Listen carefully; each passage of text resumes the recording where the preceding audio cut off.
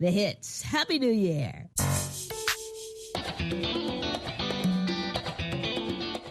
Welcome to Learning English, a daily 30-minute program from the Voice of America. I'm Ashley Thompson. And I'm Dan Novak. This program is designed for English learners, so we speak a little slower and we use words and phrases especially written for people learning English. On today's program, you will hear reports from Brian Lynn and Faith Perlow. Later, Dan Novak presents this week's education report. Finally, John Russell brings us today's lesson of the day. But first, Brian Lynn has this report on the recent earthquakes in Japan. A series of powerful earthquakes in western Japan have left at least 55 people dead and damaged thousands of buildings, automobiles, and boats.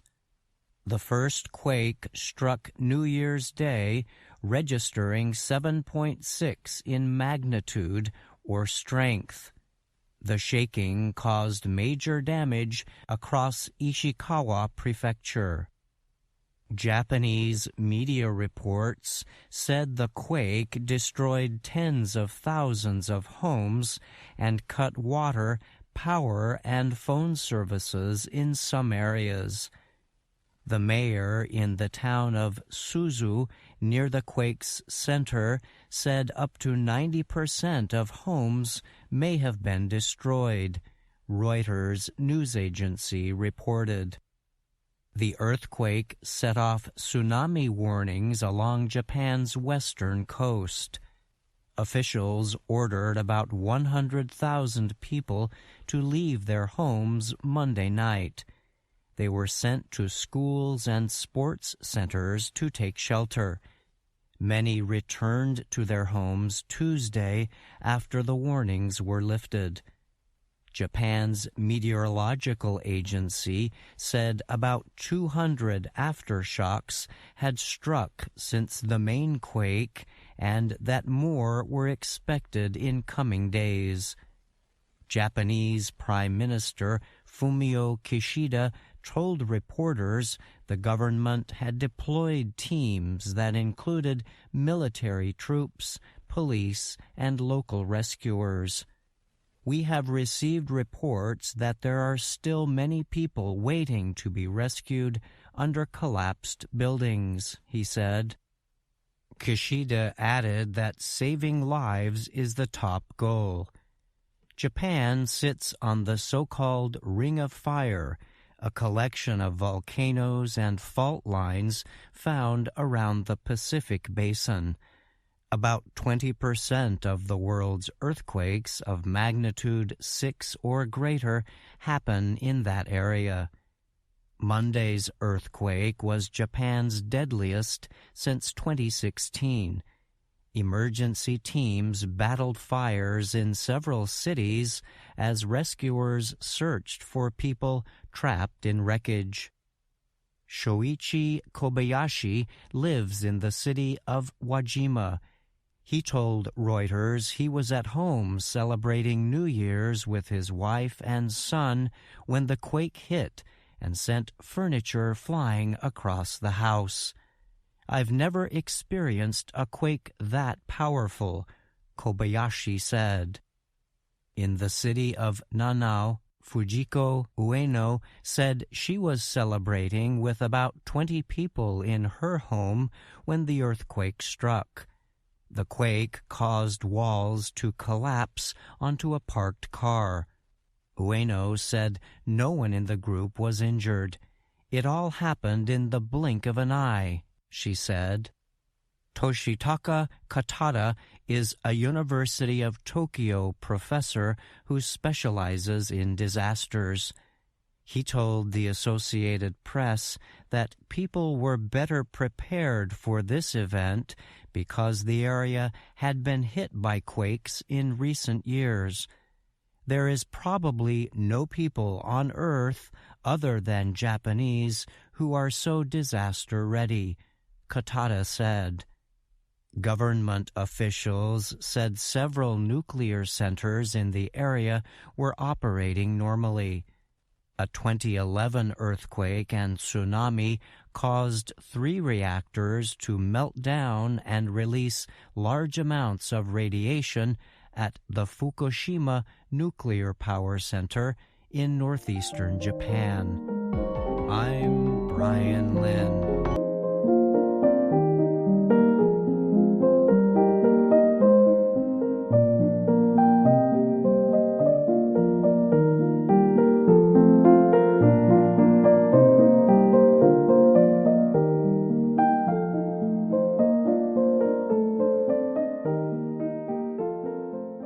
Every day, Juanita Mengel, a 67-year-old woman from the state of Ohio, wakes up and puts on her manufactured leg. The device is called a prosthetic.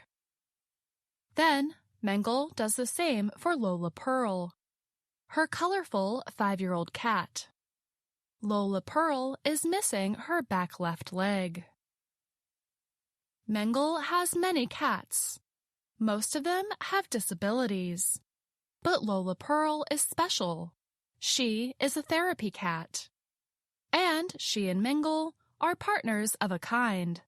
They are among 200 therapy cat teams registered in the United States by the nonprofit group Pet Partners. The group helps humans and pets alike by setting them up into teams to provide animal-assisted intervention. The teams visit hospitals, nursing homes, and schools, and assist those in need. Taylor Chastain Griffin is the National Director of Animal-Assisted Interventions at Pet Partners. She said a therapy animal is an animal who's been assessed based on their ability to meet new people and not just tolerate the interaction, but actively enjoy it.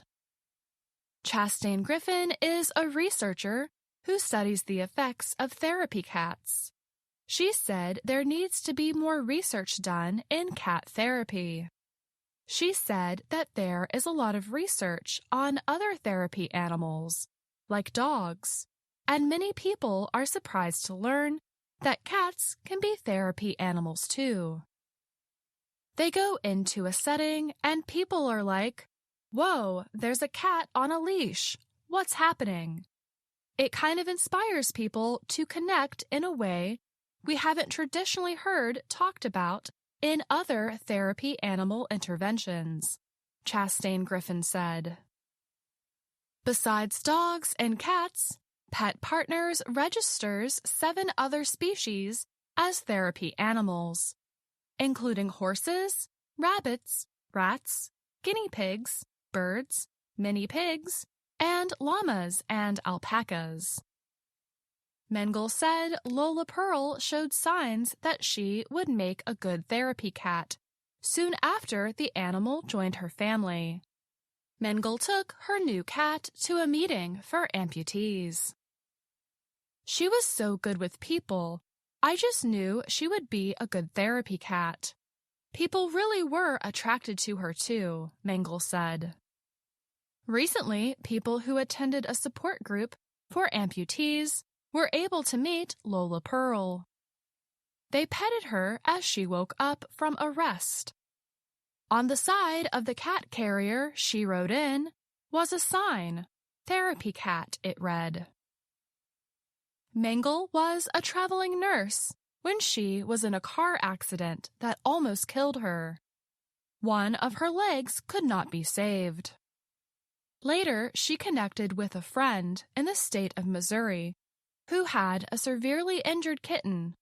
Her legs were twisted together. An animal medical specialist worked to repair the damage, but in the end, they had to remove one of the baby cat's legs. That kitten was Lola Pearl. Mengel took Lola Pearl as her cat after talking with her friend. Despite the difficulties Mengel has faced, She is thankful for Lola Pearl and their work together. It's a really rewarding experience, she said. I get just as much out of it as the people that I visit. I'm Faith Perlow.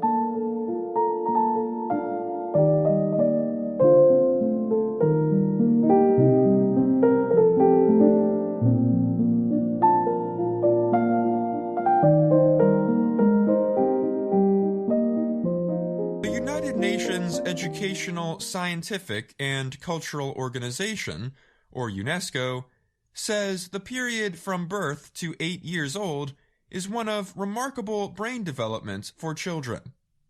The organization adds that it represents an important time for their development and education. The U.S. National Institutes of Health says that supporting children's early learning can lead to higher test scores and a better chance of staying in school and going to college. Studies even suggest early learning can lead to fewer teen pregnancies, improved mental health, and a longer life. The Organization for Economic Cooperation and Development, or OECD, is made up of 38 democracies with market-based economies. The organization aims to build better policies for better lives. In a recent education study, the OECD found that most of its member countries provide care or education for children under 5. In countries including Belgium, Denmark, France, Hungary, Iceland, Israel, Norway, Spain, and Britain, at least 95% of 3-year-olds are enrolled in an early education program. However, within OECD countries, there can be a large difference in enrollment. In the United States, for example, 80% of 3 to 5-year-olds in the capital city of Washington, D.C. are enrolled in early education programs. That is compared to 46% in the western state of North Dakota. The differences also exist in European countries like Greece, Lithuania, and Switzerland. Places with higher rates of women in the workforce usually have higher rates of enrollment for children under 3. During the pandemic, the U.S. government provided an additional $24 billion to help child care programs nationwide. The funding finally ended last October. The Century Foundation is a research organization in New York City. It estimates that 1/3 of the programs could close as a result. That affects more than 2.2 million children. The organization says that childcare is important for the economy at large, since childcare permits parents to stay at work. Around the world, governments invest little in early childhood education, UNESCO says. About 6.6% of education budgets are put toward early education programs, 2% in poor countries.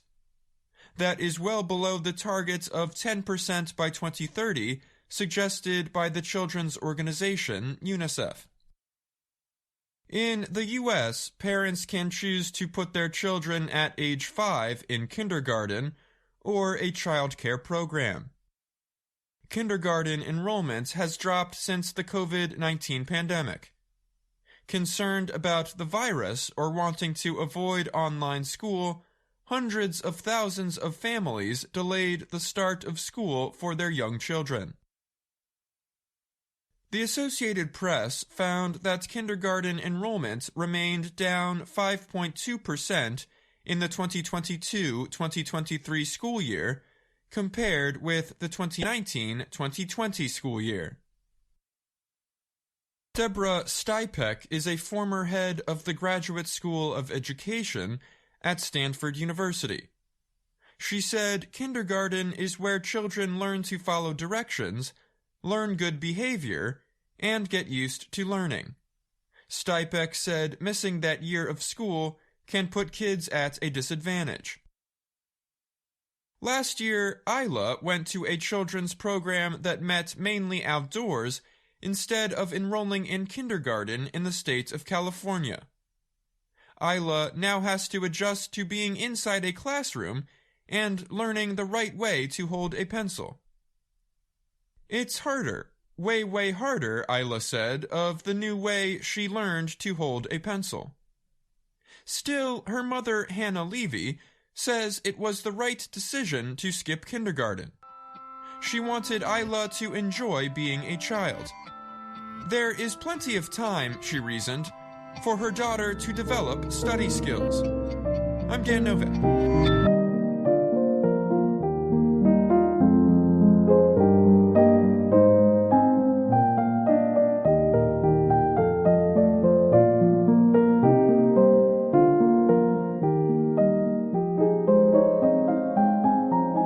Dan Novak joins me now to talk more about his report on early childhood education.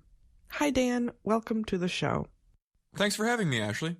You said in the story that kids who miss a year of kindergarten come into first grade at a disadvantage. What does disadvantage mean? An advantage is something that helps make someone or something better or more likely to succeed than others. It also means a desirable feature or quality. This word can be used in many contexts. One advantage of having a car, for example, is being able to get to work quicker. So a disadvantage is something that causes difficulty, or something that causes you to be less likely to succeed. Why does missing kindergarten put kids at a disadvantage? Well, kindergarten is usually at age 5, and the year right before the official beginning of school at first grade. In kindergarten, children learn good behavior, they learn to follow directions, and they get used to being in a classroom. So, missing that development can put kids at a disadvantage compared to other kids that did attend kindergarten. Kindergarten enrollment is down in the U.S., and a large number of child care programs may close. Why is that? Well, as I mentioned in the story, $24 billion of pandemic relief money expired last October. The money was important to keep the buildings open and raise pay for workers, who are often very low paid. So experts predict that up to 1/3 of childcare programs may close as a result of the lack of funding. And as for kindergarten, enrollment hasn't recovered since the pandemic. Enrollment has been down at all grades since 2020, but especially bad for kindergarten. Children are not required to attend kindergarten at many states. Whether that it's a problem that kids are missing kindergarten kind of depends on what they're doing instead. Are they getting taught by their parents? Are they attending a private program? Or maybe they're not learning at all. What they're doing that year can really determine how their schooling will go once they start first grade. Well, thanks for answering my questions today, Dan. You're welcome.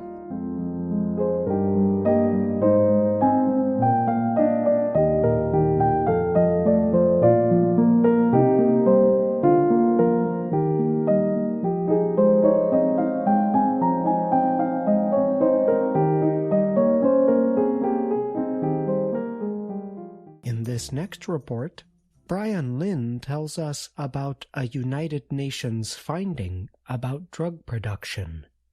We learn that the UN found Myanmar has become the world's top opium producer.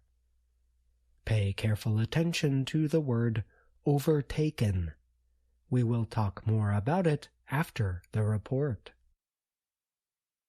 A United Nations report finds that Myanmar has overtaken Afghanistan as the world's top opium producer.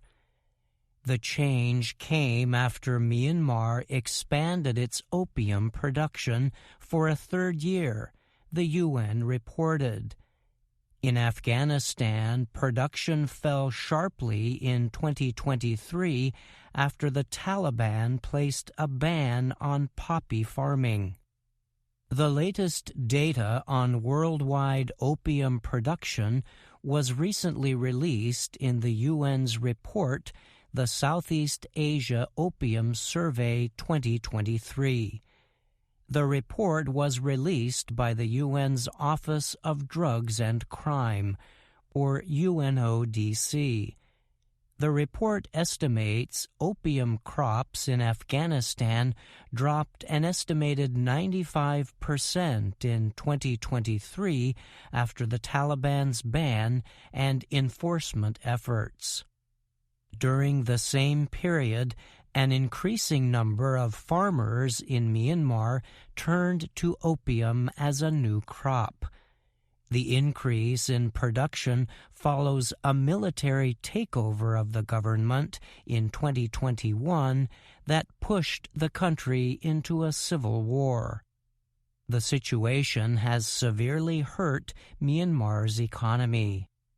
The UN report estimates poppy growth and processing in Myanmar grew 33% in 2022 and another 18% this year.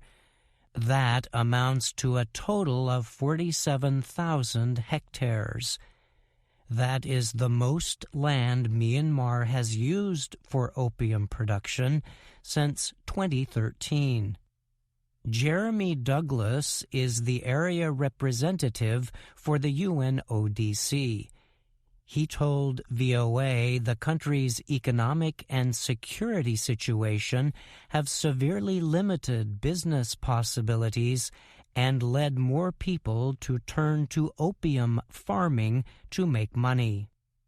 Most families in Myanmar make their living off the land. But a World Bank report released in May found that nearly half of farming families said they worry about having enough food. That number was up from 26% from a year earlier.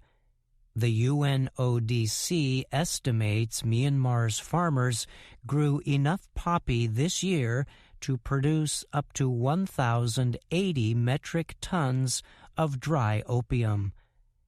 This amounted to total earnings of up to $2.5 billion. Most of this money is believed to have gone to traffickers shipping the product across Asia and as far as Australia, often as heroin. Most of that heroin flows through neighboring Thailand on its way to other places. In September, Thai police seized over 440 packs of heroin, along with some 15 million methamphetamine pills. A top Thai law enforcement official told VOA the $8.2 million drug seizure was the largest in the country's history. The UNODC report notes Afghanistan's reduced opium production is expected to create a worldwide heroin shortage and drive prices higher. This is likely to lead even more farmers in Myanmar to start growing poppies. Douglas said such a shortage could also result in more heroin processed in the Golden Triangle area, making its way beyond the Asia-Pacific to Europe and North America. The Golden Triangle is a heavily criminalized area near the borders of Myanmar, Laos, and Thailand. It is known for growing and producing large amounts of drugs. Afghan heroin started taking over the European and North American markets from the Golden Triangle more than 10 years ago. That change came as drug controllers in Southeast Asia started dealing mostly in methamphetamine. Douglas told VOA that even as Afghan production falls sharply, there is still large demand for opium on the world market. He said, "It's highly likely that we're going to start seeing Golden Triangle heroin returning to markets that it hasn't been in for quite some years." I'm Brian Lynn.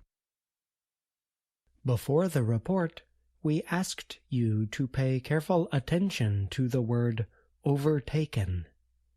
Can you remember when you heard it?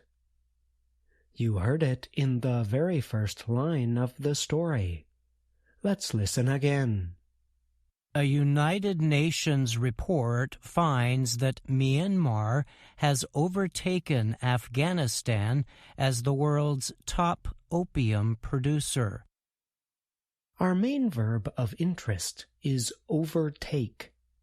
We spell it like this: O-V-E-R-T-A-K-E.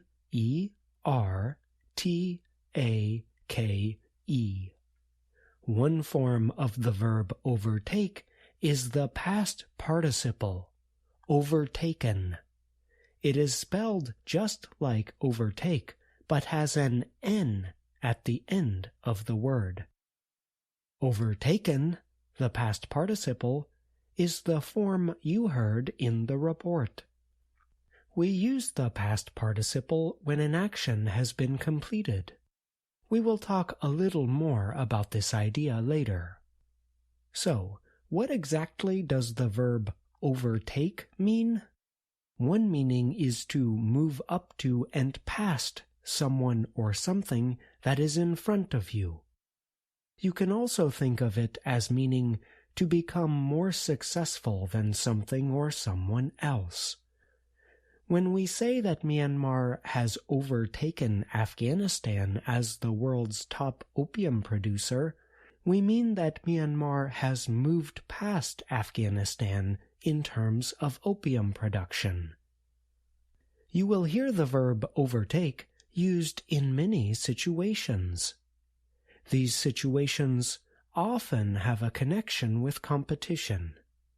In politics, we might say that one party has overtaken another party in terms of popularity or votes. Or we might say that one business has overtaken another business in terms of sales. We might also use overtake when we talk about sports competitions. One runner might overtake another runner at the end of the race, for example. One note about the use of the past participle. The report said, Myanmar has overtaken Afghanistan as the world's top opium producer. This suggests that the action of overtaking has been completed, but it does not suggest exactly when. It would also be correct to use the past form of overtake, overtook.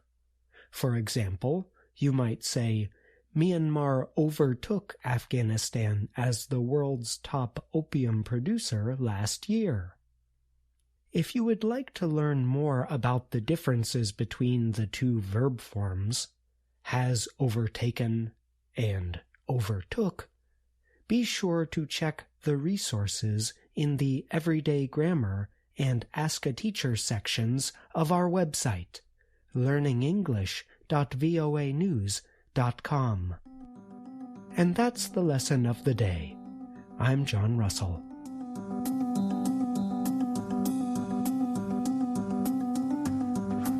And that's our program for today. Join us again tomorrow to keep learning English through stories from around the world. I'm Ashley Thompson. And I'm Dan Novak.